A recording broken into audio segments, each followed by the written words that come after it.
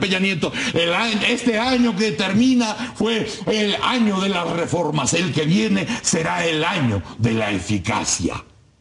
El año de sembrar y los próximos será años de cosechar. Con un sistema que si no cambia, y se ha dicho aquí con enorme cantidad de ocasiones y subrayándolo, si el sistema no se modifica, por más reformas y por más reglas, no habrá nada, ¿eh? Si el sistema no cambia, entonces puedes sembrar tormentas y cosechar, ¿qué? ¿Huracanes? ¿Tempestades? ¿Qué vas a sembrar? ¿Cuál es la vocación de nosotros para poder sobrevivir? Bueno, mis chamacos, qué bueno que diciembre se nos ha venido encima, porque después vendrá enero y ya tendremos más cosas de qué platicar. Vamos a un corte, esto es El Mañanero. ¡Órale! Ahora que estábamos hablando de lo que nos acordamos de este año, en cuanto al primero de la administración de Henry Monster, él asegura que durante su primer año de gobierno se concentró con prioridad máxima en la aprobación de las reformas estructurales. Aquí nosotros comentábamos, pues quién sabe qué tan estructurales. A lo mejor hay más abajo todavía de lo que parecen los cimientos, hay más cimientos abajo de los cimientos, que esos son los que finalmente no cambian y hacen que la construcción esté a la deriva todo el tiempo. Pero bueno, vamos a escuchar los detalles. ¡Venga! El presidente Enrique Peña Nieto entregó el Premio Nacional de Deportes y el Premio al Mérito Deportivo en la Residencia Oficial de Los Pinos. En el acto habló sobre su primer año de gobierno. Calificó el 2013 como un año emblemático. Hoy se cumple el primer año de la administración 2012-2018. Si se tratara de un maratón, ya que hablamos hoy en lenguaje del deporte, apenas llevaríamos recorridos 7 de sus 42 kilómetros. Y como ocurre en estas pruebas y en toda disciplina deportiva, no hay tiempo para detenerse a celebrar. Peña Nieto remarcó que este año ha existido un esfuerzo para concretar reformas transformadoras que son la base para un crecimiento económico acelerado y sostenido. Las reformas transformadoras son resultado de un trabajo en equipo, en el que, aprovechando nuestra valiosa pluralidad, todos nos hemos puesto, y cuando me refiero a todos, hablo de todas las expresiones políticas que han hecho posible los cambios y las reformas que ya se han concretado. El jefe del Ejecutivo habló sobre el segundo año de su administración. Así como este año ha sido un año de reformas, el que hoy inicia deberá destacarse por ser el año de la eficacia en la implementación de las mismas. El Premio Nacional del Deporte se le entregó a Uriel Adriano Ruiz, campeón mundial de Taekwondo 2013, al gimnasta Daniel Corral Barón, al entrenador Óscar Aguirre, a Luis Alberto Rivera Morales por ser el primer atleta mexicano en destacar en salto de longitud, a la Selección Nacional Mayor Varonil de Baloncesto, al nadador Ricardo Bañuelos Padilla, a Yaneli Miranda por su desempeño en competencias de natación paralímpica. El Premio Nacional del Mérito Deportivo fue entregado a Carolina Valencia Hernández por su participación en el Campeonato Mundial de Pesas Mayores. Peña Nieto destacó que Carolina pesa tan solo 48 kilos y ha logrado cargar hasta 185 kilos. Gran orgullo para todos los mexicanos.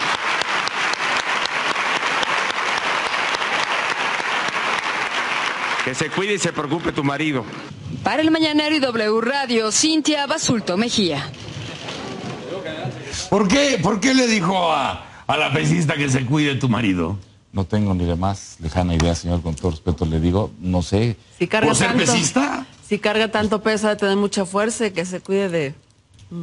¿O le sabrá algo? No creo, algo, ¿no? Que se cuide tu marido. ¿Lo estará investigando el CISEN al marido? No sé, pero... Digo, pues es un... Bueno, estoy tratando de entender el caso de que no fuera una humorada. Lo fue, ¿no?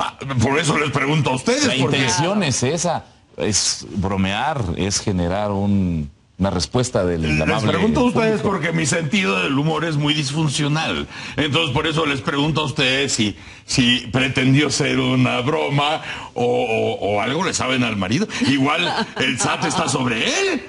Que se cuide tu marido. No, fue una broma, un chascarrillo de... Tiene fuerza y que se porte bien, si no, le va mal. Válgame Dios. Déjelo a punto para... Que lo tuitee, Juanito. Déjalo tuiteo antes de que alguien me lo gane. Que se cuide tu marido, eso es. Muchas gracias, señora, gracias, doctor. Hombre, sí. Sargento, segundo, rascón, un dato. Señor, esta es mi parte, señor. Sin ánimos de meterme en los terrenos del doctor de la Rosa, vengo a informarle sobre un joven valor del boxeo Que se cuide nacional. tu marido. No.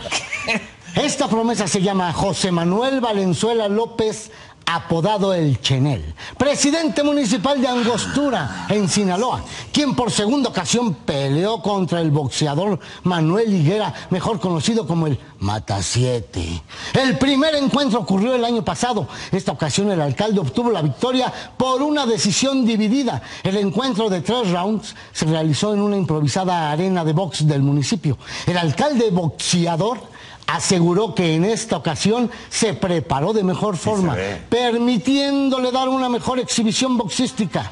La taquilla de la función de box será destinada para hacer posadas para los niños de Angostura, el pago de una unidad de bomberos y otros programas sociales. El alcalde reconoció que sus peleas han despertado comentarios, porque no es común que un funcionario público participe en este tipo de espectáculos. Señor, misión cumplida, señor. En este momento, para la gente que nos escucha, estamos viendo escenas de esa pelea del siglo, ¿no? Donde vemos aquí al presidente municipal, que es el del calzón blanco, ¿verdad? Sí. Sí, ¿cómo se llama? No dudó, pero nomás. sí es él. Miren nomás, ahí. Ahí ahora está diciendo unas palabras después de su victoria, una decisión, fue por decisión, ¿verdad? Así es. Dividida. ¿Cómo se llamaba aquel boxeador personaje inmortalizado por Eduardo Manzano? El Kid Bofes. El Kid Bofes, exactamente. Cualquier similitud es mera coincidencia. Esta es la segunda o tercera pelea que le sabemos aquí al presidente municipal, que ya va de salida, por cierto, ¿no? Así es, Pues sí, pero que ahora sí se preparó más, sí se ve. Y bueno, como todas las peleas, tiene sus nalgonas ahí mostrando el número del round, ¿no? Pero sí recordamos la pelea de los polivoces, ¿eh? ¿Está usted burlándose del No, presidente señor. municipal? ¿Está usted Muy bien haciendo hecha. del Vea alcalde? Vea usted las tomas, los golpes, todo eso. Cuyo, El no te contendiente vayas, es de Cuyo. qué origen tiene el contendiente. Son pesos distintos, ¿eh? Sí, claro. Las categorías ahí no se respetó el límite de libras. Bueno, a lo mejor, ¿hubo ceremonia de pesaje? No, hombre, pues, No había tanto así báscula. como pesaje, pues no. No creo. No lo hubieran dado. ¿Cómo? El peso. El peso. Entonces, ¿cuál es la investigación? ¿Alguien estaba dopado en la pelea? No, porque era el bonito espectáculo, nada más. Era el bonito espectáculo, nada más. No hay que pensar en esas cosas, sino en el objetivo de la pelea. ¿Cuál era el objetivo, señora? Para hacer posadas y ayudar a la Sí, gente. la taquilla se donaba, ¿verdad? Claro. Es que todo el programa se nos puede ir entre pensar bien y pensar mal. ¿Y alguien no sugirió que se cuide tu señora? No, ¿verdad? Bueno, al principio, lo dijo el soldado. Yo no quiero que el doctor de la Rosa piense que me ando metiendo en lo suyo, dice. No, en sus terrenos. Entonces dije, Deporte. pues que me Del deporte. chascarrillo Del de deporte. que se cuide, señora, ¿no? Hubiera dicho, del sargento, así me lo escribieron. Exacto. Sí, hay quien tiene la capacidad de improvisar y hay quien no. Ajá, sí. Se lo dejo en sus terrenos, señor. ¿Cómo? Y enterito. Sargento, segundo, rascón. Paso redoblado. Ya. Qué llevado ese muchacho. Qué llevado eso. Además, Faltas de respeto de ese muchacho. Oigan, vamos con nuestro compañero Víctor Sandoval, reportero del Mañanero y W Radio. Esta mañana nos reporta cómo se encuentra la ciudad. Seguramente a usted le puede importar. Víctor, buenos días. Cabroso, buenos días. Exactamente hace 8 días reportábamos la explosión de artefacto explosivo en la colonia Portales. Bueno, esta madrugada ocurrió otro, ahora en una sucursal en la dirección Coyoacán, en la colonia Pedregal de Santo Domingo, sobre el eje 10 Sur. Ahí otros 2 tubos de esos artefactos de fabricación casera estallaron causando daños a plafones, cristales de esta institución bancaria. No hay lesionados, hubo movilización de la Policía Federal, de la PGR, del grupo GERI, de la Procuraduría Capitalina, para investigar incluso en las cámaras a ver qué artefactos había en torno a esta detonación. Quiero informarte que ya la zona se encuentra todavía acordonada y se espera que en las próximas horas se dé a conocer las causas o sobre todo si hay identificación de los videos, quienes colocaron este artefacto. En materia vial te informo que varios percances, uno de ellos en la autopista México-Querétaro, mucha niebla, esto complica la vialidad desde la quebrada hasta la zona ya de Periférico Norte y a la altura de kilómetro 38 en dirección de eje, 4 vehículos chocaron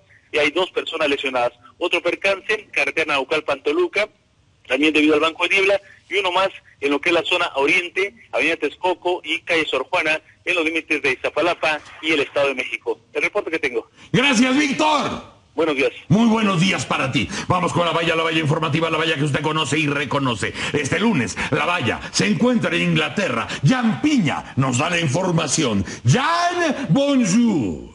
Bonjour, licenciado Broso. Los saluda Jan Piña desde Londres para informarle que los primeros meses del 2013 resultaron ser el invierno más frío aquí en el Reino Unido en más de 50 años. Y según cifras oficiales, el número de muertes durante este periodo alcanzó un triste récord. 31.000 ciudadanos británicos perdieron la vida. La gran mayoría de estas víctimas, unas 25.600, fue la gente vulnerable de más de 75 años de edad. Este grupo es el más susceptible, pues temiendo altas cuentas de gas o electricidad, los jubilados optan por reducir su calefacción y como resultado sufren de hipotermia y otras complicaciones. Escuchemos a la investigadora Claudia Wells.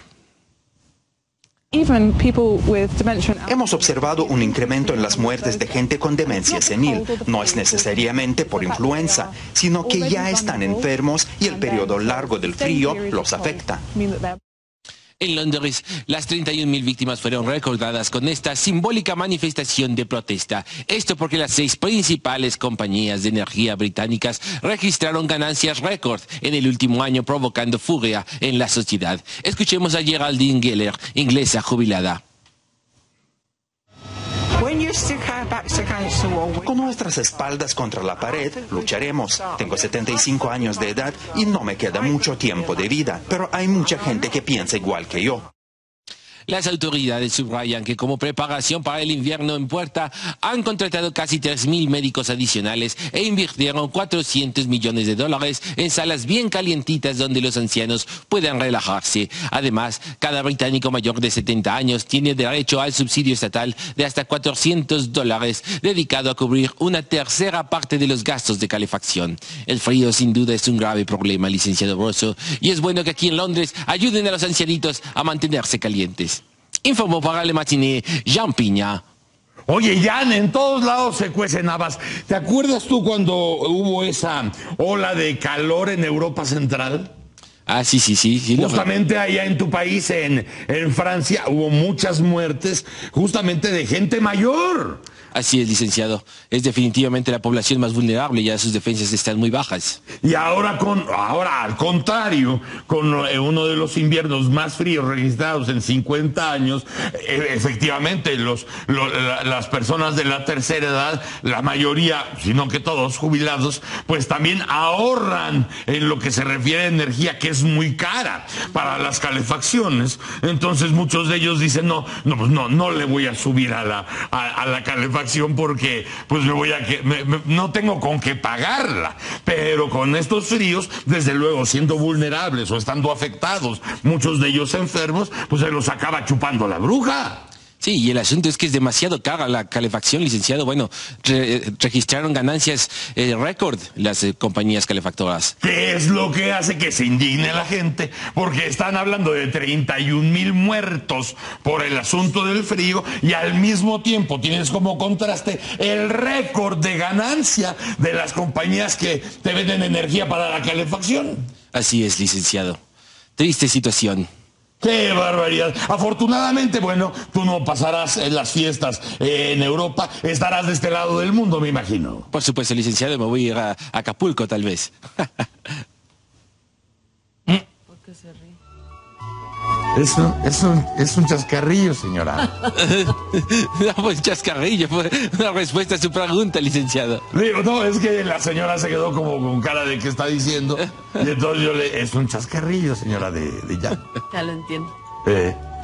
Oye, pues muchas gracias, mano. Pues muchas gracias a usted, licenciado. Jan Piña, desde Londres, gracias. Hasta luego, licenciado. Jan Piña, trayéndonos esa información. Chamaco, 7 de la mañana con 47. Estamos en W Radio, estamos en Foro TV. Esto es El Mañanero. ¡Órale! Cumpleaños de Raimundo Vink, alias El Rayo, de parte de Fernando Tableros. Felicidades, Raimundo. También cumpleaños de Tania Trigueros, de parte de Oscar Fortul. Tania, felicidades.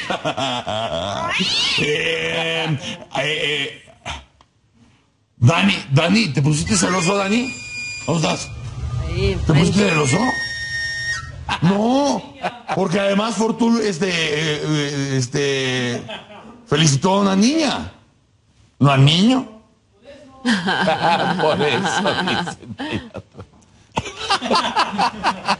También Aleph 1898 felicita a su hija Lilia, que hoy cumple 3 años. Felicidades a Lilia, cumple 3 años. Oigan, chamacos, dice Gustavo Arteaga, y hace una pregunta buena, y verán ustedes cómo en nuestro país todo tiene su asegún. Gustavo Arteaga Soto pregunta, ¿qué tipo de demócrata es aquel que impide que funcionen las instituciones legalmente establecidas? Al diablo con las instituciones, dijo alguna vez. Pero aquí es donde digo yo, todo tiene su asegún. Porque volvemos exactamente a lo que estábamos platicando hace rato. Sí. ¿Qué es lo que le da cuerpo, le da fuerza, le da valor a las instituciones en nuestro país? ¿Cuál es la estructura que verdaderamente nos da certeza de que todo funciona y funciona bien? Es una según, porque finalmente son las instituciones que tenemos. Esa según. Si dices, bueno, de verdad, todo lo que nos hace país, lo que nos da la fortaleza, la certeza de que tenemos derechos y obligaciones. Si tenemos, si partimos de esa base, tenemos eso, lo podemos dar por cierto y seguro. ¿Nos están cuidando? ¿Nuestros impuestos están trabajando? No está la corrupción impuesta en el sistema, claro, ni la impunidad. Porque además son instituciones perfectibles, por supuesto, porque los años que han funcionado no lo han hecho de la manera necesaria como para que los mexicanos tengamos una convivencia real, seguridad, salud, bienestar, trabajo, educación. Es decir, no es tal el caso. Exacto. Y ahí vienen los grandes asegúnes de una pregunta que es perfectamente válida. Por supuesto, sí, claro. Una pregunta perfectamente válida, sí. Pero que tiene como 15 asegúnes, claro, las respuestas. Claro. Como 15 asegúnes. Es impresionante. Es muy triste tener que decirlo así, porque evidentemente lo que uno quisiera es, bueno, pues 1 más 1 es 2. Instituciones fuertes, donde aquí es posible que 1 más 1 salga 7. Sí, donde además existiera credibilidad en las propias instituciones. Confianza. Y en quienes, confianza, claro, en quienes trabajan en ellas para los ciudadanos. Cosa que no sucede porque hay autoridades que se dicen eso, autoridades no funcionarios públicos o servidores públicos, que tuvo que cambiarse en algún momento la manera de designarlos, ¿no? Pues están para servir, se supone, no para servirse de los puestos que tienen. Desde luego. Y eso nos lleva a tantos asegúnes como nos puede plantear una pregunta tan simple, tan sencilla, tan concreta como la que hace Gustavo Arteaga Soto. Oigan, chamacos, discriminación y violencia. Estábamos hablando de todas estas cosas que nos llueven como si fueran sapos. Discriminación y violencia son temas que preocupan a muchos niños y a muchas niñas de este país. Problemas que serán abordados por el Parlamento Infantil, que se instalará en febrero de 2014 en el Congreso de la Unión. Serán 300 jóvenes de los 300 distritos electorales del país que fueron elegidos por su comunidad y quienes van a exponer esos y otros puntos que interesan a la muchachada. Los detalles. En estas aulas, nuestros futuros legisladores se preparan con ahínco en los temas que hoy por hoy son poco tomados en cuenta por representantes partidistas. Mi tema es sobre el derecho a la no discriminación. A mí me interesó este tema porque es algo que se da mucho en el mundo y más en nuestro país, que es México. Son 300 niñas y niños que representan a igual número de distritos electorales a nivel nacional y serán quienes representen al 9º Parlamento Infantil. Los niños están ya de manera directa en el ejercicio de una responsabilidad y en una institución del Estado mexicano que es la más representativa en la Cámara de Diputados. Discriminación y violencia, dos temas que niñas y niños legisladores han puesto en la mesa como temas que requieren una atención integral. Yo digo que el tema que más nos preocupa es la discriminación, que hoy de hoy en moda es el bullying que le hacen a los niños que tienen sobrepeso, los que son bajitos, los que son flaquitos, que no se pueden defender. Lo que los niños generen como propuesta no serán palabras al aire, serán planteamientos que sean recibidos por las instituciones del Estado mexicano y que serán base para la toma de decisiones. En la semana del 24 al 28 de febrero, estos jóvenes elegidos por la propia comunidad escolar participarán en la Semana del Parlamento Infantil en el Congreso de la Unión, donde expondrán los temas que consideran de urgente y obvia resolución para la comunidad infantil. Todos acordamos que la familia es uno de los derechos más importantes porque ella te da todo lo que tú necesitas para tu buen desarrollo. Lo que buscamos es formar ciudadanos. El principio de la educación cívica es y ha sido que ni ricos ni sabios, la patria requiere ciudadanos. Y es lo que tratamos de trabajar en ello, pues, formar ciudadanos, de eso se trata. Y qué mejor que empezar con los muchachos, con las niñas, los niños. Para El Mañanero, Marco Antonio Sánchez. Ya son las 8 de la mañana, mis niños. Así que venga el corte informativo para ustedes, mis amores. Saludo con cariño y abrazos vigorosos a Fernanda Familiar. Hola, Fernanda, preciosa, que nos manda un recado para El Mañanero. Tener sexo ayuda a la salud y a la longevidad. Estudio realizado en moscas. Entonces, bueno, si funciona en las moscas, a lo mejor funciona para nosotros. Pues sí. O si no, pues buscarse alguna mosca, ¿no? Y si no, pues no hace daño. La mosca española se llamaba algún... No, ¿te acuerdas? Lleve tinta china, mosca española. Gracias, Fernanda. Seguiremos a pie juntillas ese consejo. Bueno, también, si te agarran mosqueado, también te debe servir. Te debe servir. Gracias, Fernanda. Un beso para ti. Ya está en el estudio nuestro historiador de cabecera, Alejandro Rosas. Alejandro. Rosso, buenos días. Buenos días. Hola, qué gusto. Oye, una mosquita muerta. Claro. Para agarrarlas al vuelo. Bueno, nuestro historiador llegó más caliente que nunca. Es que ya es diciembre, ¿no? Es que, claro. Quiere uno relajarse, el espíritu brota. El espíritu navideño. Y mira dónde lo tienes tú. Bueno, Broso, pues esta semana Traemos, bueno, lo que traigo es, a partir de los últimos días, matamoscas. A partir de lo que pasó en los últimos días, acerca de este retiro del PRD ya del pacto. Del pacto. Sí. Me puse a ver algunas ideas y a desarrollar algunas ideas sobre la cuestión histórica, en el sentido de que realmente nos cuesta muchísimo trabajo y es casi una tendencia histórica nuestra incapacidad permanente para ponernos de acuerdo.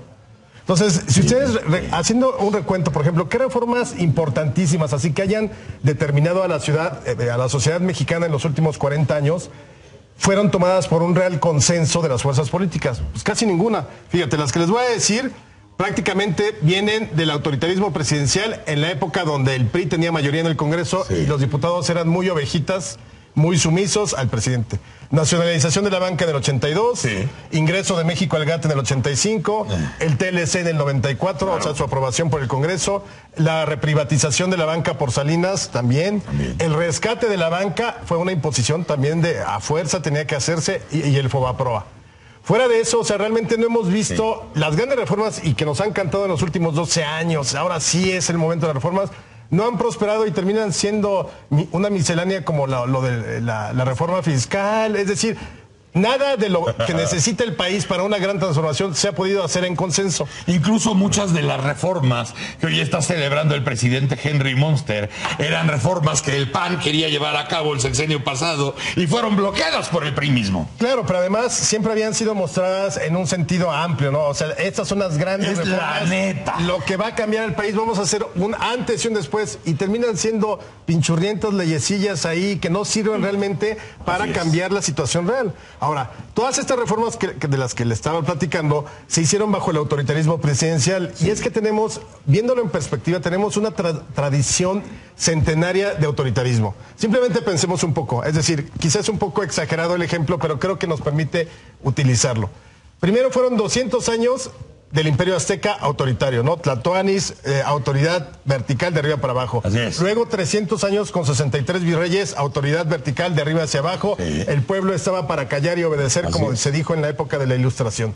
Luego somos un México independiente, una república, prácticamente llevamos 200 años. El siglo XIX, un caudillismo autoritario. 3 hombres lo definen: Santana, Juárez y Porfirio Díaz. Y luego el siglo XX ya no a nivel individual, sino a nivel institucional, es un caudillismo institucional a partir de 1929 con la madre revolución por delante. Exactamente. Ahora, lo peor de todo y lo más dramático de esto, aunque eso no empañará nuestro ánimo festivo para diciembre, es que las épocas de mayor progreso para México, podríamos decir que son básicamente 2: el porfiriato, dictadura autoritaria, impune, y además con un sistema donde el poder legislativo estaba totalmente sometido al presidente. Claro. Y la otra es el priismo de la primera etapa, es decir, del 29 hasta el 2000. Son las 2 épocas en las que hemos tenido una mayor bonanza, un crecimiento económico, un progreso, sobre todo, por ejemplo, en la época del priismo, los 60s, el milagro mexicano y demás. Pero, sin embargo, esos eran regímenes autoritarios.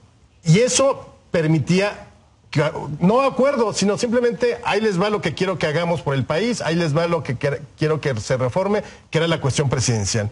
Pero además, esos regímenes también fueron responsables de la propia destrucción de lo que crearon. El porfiriato, Porfirio Díaz no supo decir basta, no se supo retirar a tiempo y viene la revolución. Y en el caso del priismo, la transición nos llevó a un estado de revanchismo. No hubo en el 97, cuando finalmente el PRI pierde la mayoría en la Cámara, no llegó a un acuerdo generalizado que dijeran, bueno, vamos a desmontar juntos esto que se ha construido durante 70 años. No, al contrario, fue una revancha. El PAN y el PRD llegaron a cobrarle las facturas de cómo habían sido humillados durante los años anteriores por el PRI. Y hoy seguimos viendo eso. Y una revancha bien estéril. Claro. Porque nada más era la trompetilla del momento. Exactamente. ¿No? Ahora, ese autoritarismo realmente nos ha impedido ser una sociedad que esté acostumbrada a los acuerdos, a la tolerancia y al respeto de las ideas. Y simplemente te digo, por ejemplo, la Constitución de 1857 viene de una revolución contra Santana y va a provocar una guerra, la de Reforma. La Constitución de 1917 surge de una revolución, pero además no es una Constitución que lleve a acuerdos. es hecha por el grupo de vencedores como era Carranza y sus amigos, ya lo habíamos dicho, Carranza and Friends, ¿no? Sí. Luego, por ejemplo, en 1857 y 59, cuando se dan las leyes de reforma, la Iglesia fue incapaz de sentarse a negociar todavía lo que le convenía de las leyes reformistas, donde se le autorizaba a quedarse con las propiedades. No quiso, se empecinó, fuimos a la guerra, vienen las leyes de reforma y le expropian todo. 1861 ya México tenía a los franceses en Veracruz y el Congreso, casi la mitad del Congreso le pide la renuncia al presidente Benito Juárez. Es decir, estamos muy acostumbrados a llevar al límite y la negociación nunca existe, no hay la conciliación y la incapacidad del acuerdo. 1911, Madero es incapaz de ponerse de acuerdo como presidente y con su gabinete, con su propio Congreso, que era su mayoría. Es increíble que dejaran ir esa oportunidad. 1914, la Convención de Aguascalientes era hacerse güeyes todos para ganar tiempo y a irse a la guerra. No pudieron ponerse de acuerdo, para llegar a la paz, ¿no? Y finalmente, pues el revanchismo, como decía, de la transición, hoy son incapaces de ponerse de acuerdo para las cosas importantes. Sí expiden leyes, sí se hacen, sí se aprueban, pero realmente, ¿cuál gran reforma hemos tenido en los últimos 40 años que salga de un consenso y de la posibilidad de esta negociación o de esta conciliación o entendimiento? Si está claro que cualquier reforma, por mucho que cacaraquez, no va a poder funcionar porque está dentro de un sistema que ya caducó y la clase política lo sabe, ¿cuál es la razón de que todos los que tienen que ver con la clase política no quieran rehacer el sistema? Porque con ese sistema puedes hacer la reforma de reformas. No va a funcionar al final del día. Claro, porque no traemos una mentalidad construida en el siglo XX bajo este tipo de cuestiones, el autoritarismo, la impunidad. De donde todos maman. Exactamente, y eso es lo importante, porque aquí puedes decir, es que el PRD viene con una nueva propuesta, es que el PAN, muy bien, pero todos estos hombres que construyen esos partidos mamaron de la misma teta de la educación y la cultura política construida por el régimen político del siglo XX. Sí. Todos son iguales, en ese sentido todos son iguales. No hubo nadie que se diferenciara en esos momentos. Tienen el mismo ADN. Exactamente. Yo creo que el problema y lo grave es que tampoco estamos ya para esperar, pero necesitamos un relevo realmente generacional en un cambio de mentalidad, que es lo que estamos viendo hoy, no en los políticos, sino en las generaciones de la sociedad civil, en los jóvenes de ahora, ¿no? Que ya traen un chip quizá distinto.